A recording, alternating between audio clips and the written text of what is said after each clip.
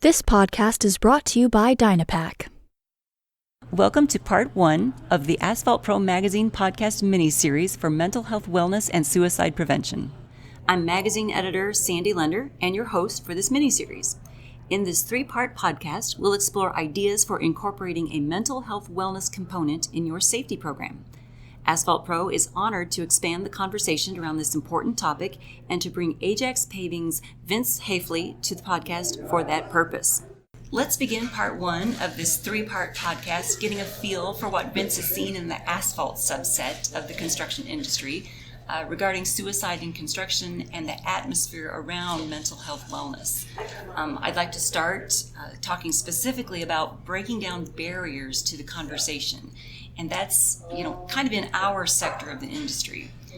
Can you give our audience a feel for why it was initially difficult for members of the asphalt community to talk about mental health? I think it's difficult for a lot of them to talk about it because they're not aware that there's a problem. So until you can acknowledge that there's a problem, it's difficult to have the conversations. And my research that I've been doing, I targeted executives, and I had to modify my research question because originally I thought I would get stories from them about things they're doing, but the stories I got from them was, wow, I didn't know there was a problem. I didn't know there was anything wrong. So I modified my research now to where I'm actually targeting some companies in different segments of the industry that have put programs in place and trying to build best practices out of that, if you will. So back to your question, it was difficult to have a conversation because most people don't know there's an issue. And generally when I have opened the door with them, the conversations become very easy. Now, initially, did you see any reluctance in those, the CEOs and the executives that you went to? Did you see any reluctance to talking about mental health or suicide prevention? Or was it just that we didn't know there was a problem? Well, there's always going to be some that are reluctant, right? Yes. The companies that say, hey, people are our most important asset, they all say that, right? Right. I've never heard a contractor not say that, hey, our people are our most important asset. But what I ask a lot of these men and ladies, are they really your most important asset, or do you just say that's your most important asset because that makes you feel good? When you ask them, how are you doing, are you really asking them how they are doing? And our organization, mental health was never discussed. It's kind of a taboo topic. And when we began addressing it is when I stood in front of 400 people at our safety day and said, we're going to talk about this. It's going to become part of our culture. We're going to even elevate our culture more. We've always cared about our people, but maybe we really didn't care either. We said it because it feels good. I say that kind of tongue-in-cheek. When I said that we were going to begin addressing it, I immediately, within hours of that meeting, began receiving emails, telephone calls, and text messages saying thank you, saying I'm going to go get some help, saying, wow, I can suddenly talk about it.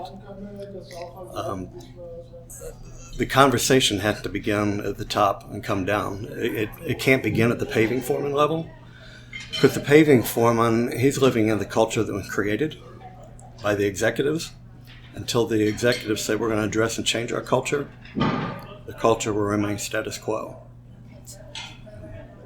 I think what we want to do with this is change the status quo.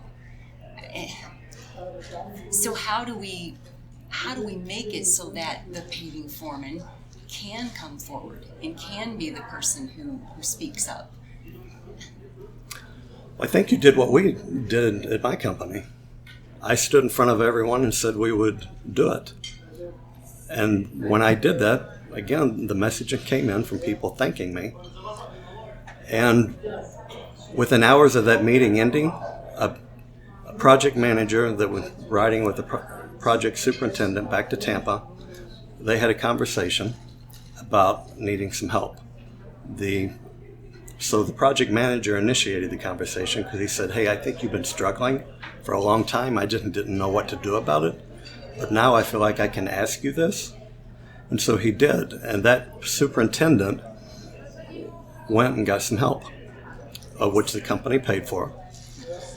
And 6 months later at the mid-year boot camp, he said, "I want you to know that what you did in January saved both my career and saved my personal life." We had to pull that gentleman off of a job in downtown Tampa where he was having a breakdown, if you will, yelling at someone in a car, confrontational, and had stopped traffic. He's got help. People know that he's gotten help because it's open. He chose to tell people. We don't publicize it. That was his decision. But it just begins the conversation, and then the first conversation is the most difficult one. They get easier after that. So how over the past few years have you seen, that, I guess that resistance to talking about mental health? How have you seen that changing over the past couple of years, that you've been doing your work? Well, my research has been over about the last year and a half. Okay. The really of digging into this is like month 13 maybe. Okay. But in 13, I've talked about it in Wales to people. I've been to Indiana, Alabama, Iowa, Oklahoma, Illinois next week. The people, once they hear the numbers, because they're shocked about the numbers, they're shocked at the ranking of our industry being the second highest in the U.S. And when you combine mining extraction with construction, we're actually the highest sector in the U.S.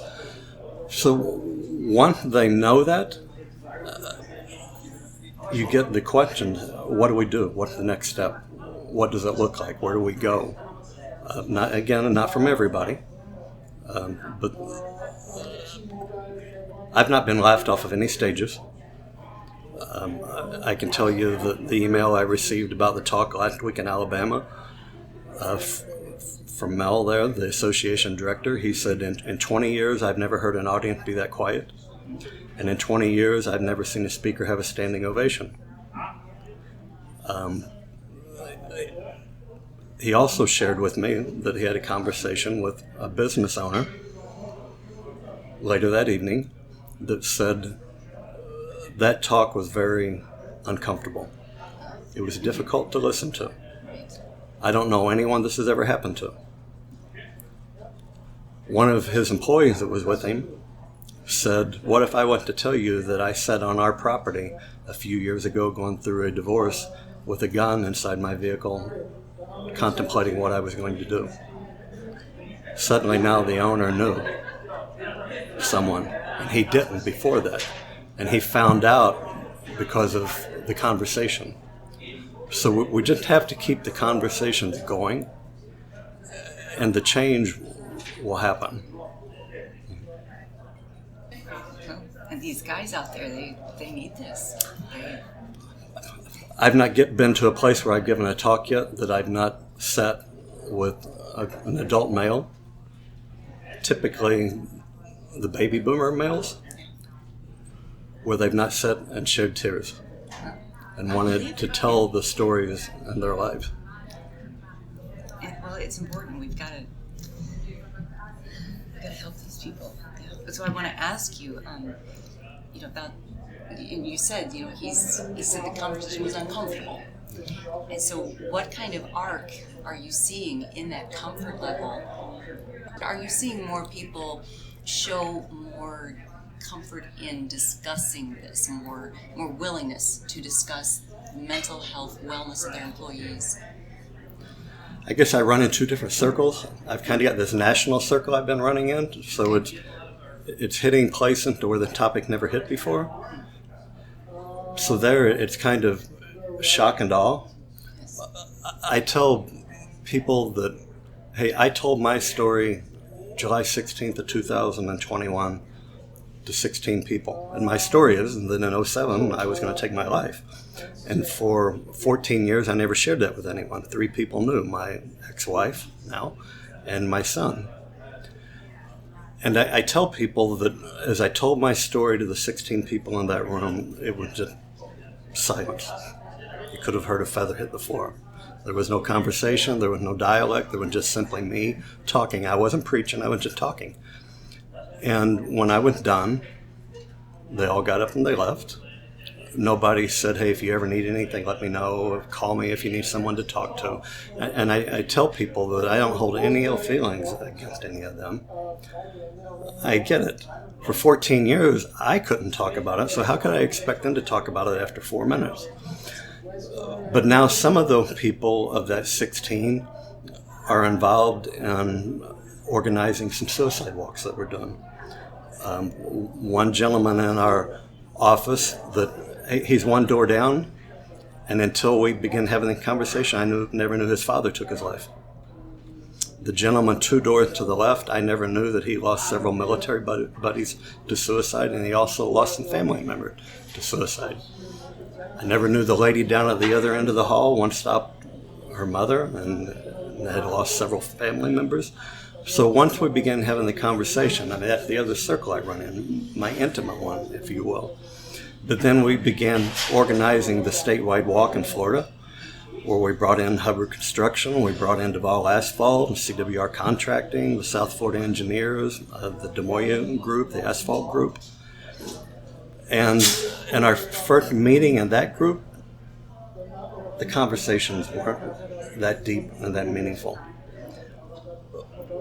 5 or 6 months now into the walk, 5 or 6 months now into having bi-weekly meetings, the conversations become easier and people are more energized and excited about what they're doing. So I think, again, the conversations the first time are going to be, I've done some TEDx talks and I end them, I say, the conversations are going to be awkward. The conversations are going to have silence periods, what I call awkward silence. And when you're having the conversations with people, don't think you have to make jokes to make them feel comfortable. Don't think you have to lead the conversation. Sometimes the conversation will be short and you'll move on. Sometimes the people have to process the data. So don't think the first time you approach someone or a company or a CEO, or once a CEO does it, the first time he begins to approach his paving foreman, that they may immediately be on board. This is a deep, dark subject that people need to be provided time to absorb and to think about and take it in and go home and have a conversation with their wife or go to their pastor on Sunday or go to a buddy that you're playing golf with and have the conversation. You just need to allow people to process it and work through their emotions and feelings. And when I've seen people do that, I've not seen any, well, I shouldn't say that. I have seen a couple people that are still against it. But I would tell you the majority of the people say, what can I do? Where do we go from here? So what kind of hope does that give you in that shift toward more people wanting to get active, more people wanting to do stuff? I'm very hopeful. The proclamation I did was on suicide, right? If I could go back and rewrite the proclamation now, it would probably be more on mental health. Because the talks I've been giving a lot really hinge on mental health. My research was on suicide, so it was natural that the proclamation was on suicide. But I'm trying to educate people more now in talks I'm giving that, do you want the man today that walked out of his house, or lady, and was told, hey, when you get home today, I won't be here with the kids? Or, hey, I just learned that my mother has breast cancer. I mean, whatever it may be. That person at that point is struggling mentally, right? So he shows up at the job site, you have your morning huddle, and you say, hey guys, let's all make sure we're wearing our hard hats, and we have our hearing protection in, we're wearing our safety glasses, and you got your steel-toed boots on. None of that will protect the individuals around him from what he could possibly do with an excavator, or what he could possibly do with a crane, or what he could do with a stop-go paddle flagging traffic in the road. If you can put all the PPE in the world you want on him, but if he's not mentally in the game, you're putting him and everyone around him at risk. So the mental health aspect of it is important. And so in this industry, we're very safety oriented, right?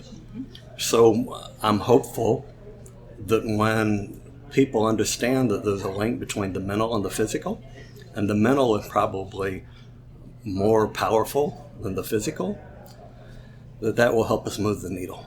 So that's where my hope comes from. Nice. Okay. Well, there's talk about presenteeism in all levels of work. I mean, you talk about presenteeism in corporate America when people are coming to work and they're not quite in the game and you're not getting your full productivity out of them. But presenteeism in our industry is downright dangerous. So you have, like you say, you have an individual, if he shows up to work and you don't know that his wife has said, I'm not going to be home when you get home tonight. You don't realize that you have a worker here who's not in the game. You have a worker who's present, but could cause an accident, and you're not going to know that unless you ask. You're not going to know that unless you create a culture to where he's allowed to say it, and you don't have to ask. Now, you mentioned the proclamation just a moment ago. Could you tell the audience a little bit about the Suicide in Construction Awareness Proclamation? Like, what motivated you to make this proclamation, and how did that come about? What motivated me? Hey, I'm a dreamer, I guess is the first piece. The true motivation came from the research I'm doing. Hey, the CDC, the Center for Disease Control, they all have their numbers. They all have the research that's been done about alcoholism and opioids and stressful and work environments and all of that. Those are causes, but I don't think that's the cause. So that's why I wanted to do the proclamation. What I'm finding in my research is, I think the cause is that we have company leaders that haven't accepted that there's a problem. So we can't fix the guy that's struggling financially.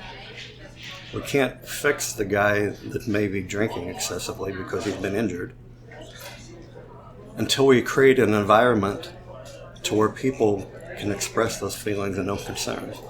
Once a worker can go to his boss, who had gone to his boss, who had gone to the owner, so again, it's the top down, and he can say, hey, you know what? I think I need some alcohol treatment.